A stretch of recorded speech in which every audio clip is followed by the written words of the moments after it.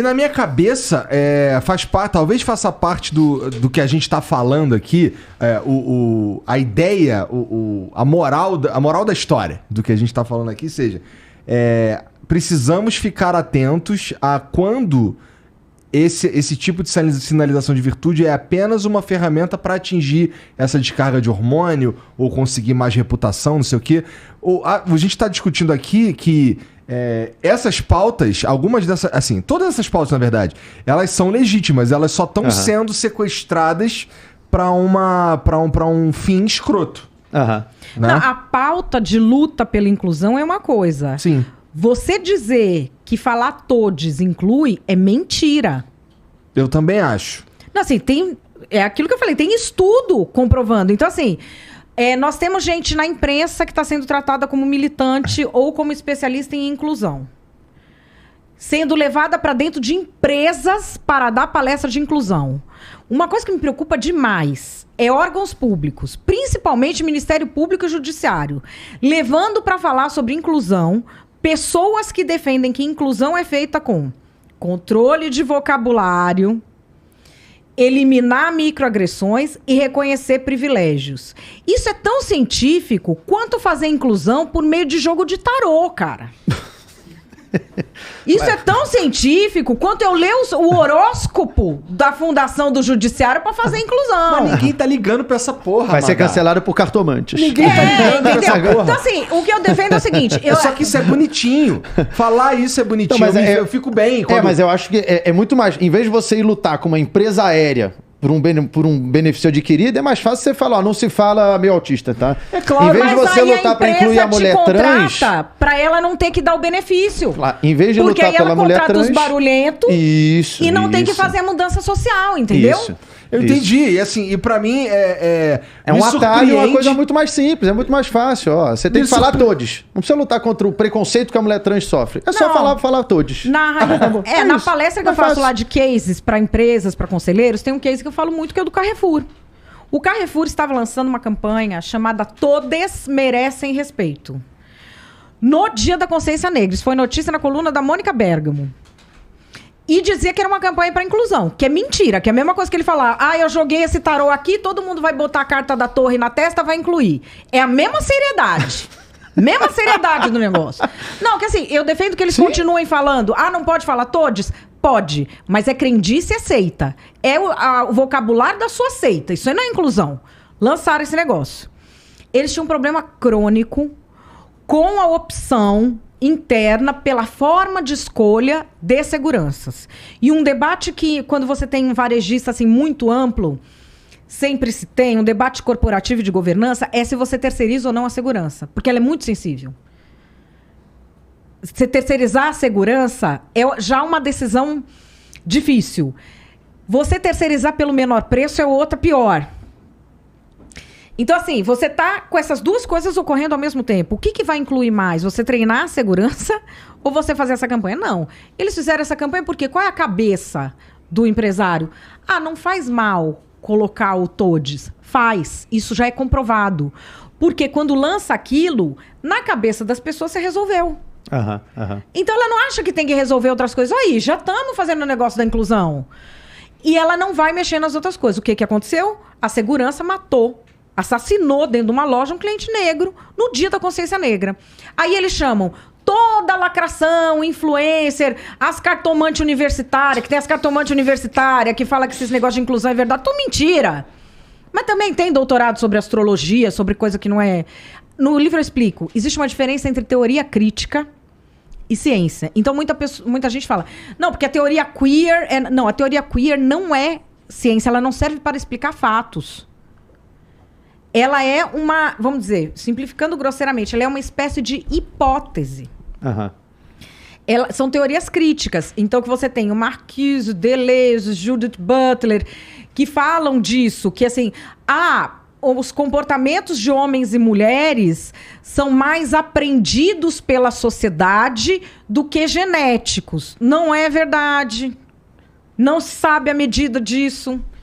Você tem comportamento de... Você pega a criança de meses. Tem um documentário que eu falo que chama Yernevashk. Eu vi aqui, que é de um comediante, inclusive. Comediante e psicólogo, não lembro. Da Noruega, alguma coisa assim. É um comediante psicólogo de lá da Noruega, que ele vai testando todas essas hipóteses que você tem. O principal centro de estudo de gênero dos países nórdicos foi fechado depois desse documentário. Porque se perguntou para a diretora do instituto, qual é o tipo de ciência que você usa para falar que os gêneros são iguais, a biologia constrói pessoas iguais e só a cultura é que as diferencia. Ela falou, não tem ciência aqui, são teorias críticas. E a nossa elite brasileira, como a gente vive um capitalismo de compadrio, a pessoa que é burra, mas tem pai importante, ela acaba sendo reconhecida como intelectual, porque a gente tem que calar a boca para não perder o emprego.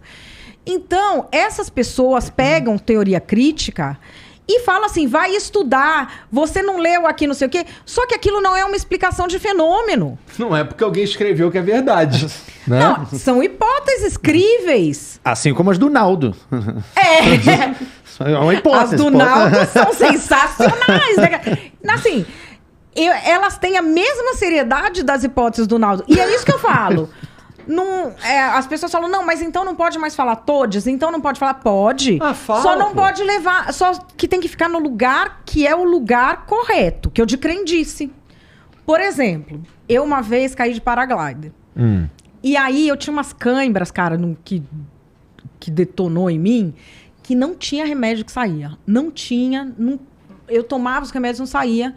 A mãe de um amigo meu me ensinou uma simpatia que envolvia colocar uma tesoura nova, aberta embaixo da cama, e enrolar o meu braço em couve cozida. Mano, eu fiz, cara. Eu tava desesperada. Você tenta tudo, Fiz. Funcionou. Olha aí.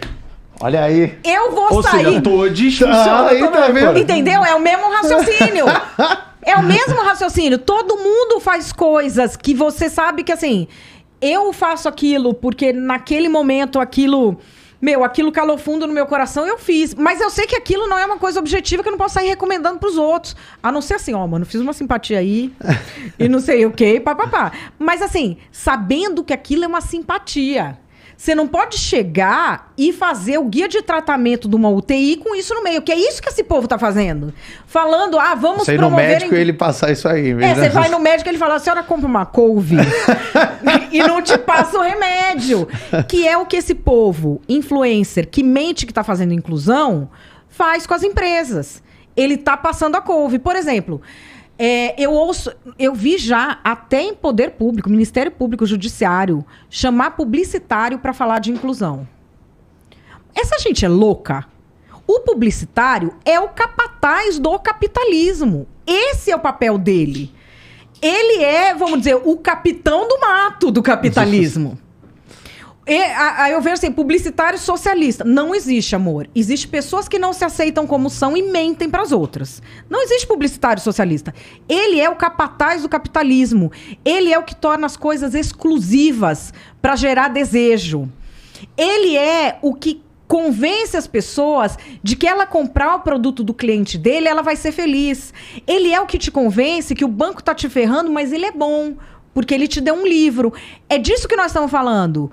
Aí vão falar, você está criminalizando os publicitários. Não, isso não é crime. Ele optou por fazer isso da vida, mano. Ele optou por trabalhar em prol da exclusão.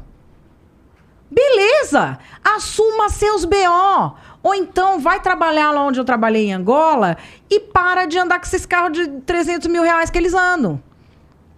É uma opção de vida que você faz. Uhum. Então, assim, o cara, ele quer o quê? Ele quer ter todos os bônus. Então, assim, publicitário, todo mundo que chamou publicitário para falar de inclusão, é caô. Não tem como o publicitário incluir, cara. O publicitário, a vida dele é para excluir, gerar desejo. Essa gente tá com a cabeça onde? E por que eu tô falando isso?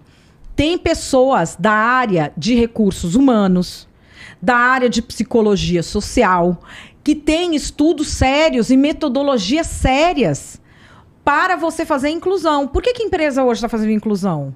Porque o mundo está fazendo inclusão. Uhum. E se a sua empresa for só aquela elite que nasceu no mesmo lugar, frequenta o mesmo restaurante, estudou no mesmo colégio, você não vai oferecer o melhor produto. Só que você levando publicitário, você vai ser cada vez mais essa elite. Porque ele vai te colocar... vamos fazer um programa de trainees negros. Vai ver o turnover dali a 10 anos. Não fica porque você não estruturou a sua empresa para lidar com a diferença. Não é só o cara ser negro, o cara ser da periferia, o cara ter visões de mundo diferente. Um é mais tímido, o outro é mais extrovertido. Aquela cultura da valorização do workaholic não tem mais. Mas você vai ter que ter o workaholic lá no meio. E você vai ter que ter o cara que acha que o workaholic é ridículo. Você tem que estruturar a empresa para isso. E você não vai fazer isso levando publicitário. Então, assim, leva a pessoa que é especialista nas coisas para fazer as coisas direito. A gente tem esse sequestro dessa pauta pela publicidade hoje. Isso piora muito por quê? Porque o jornalismo embarcou nessa. Uhum. O jornalismo embarcou.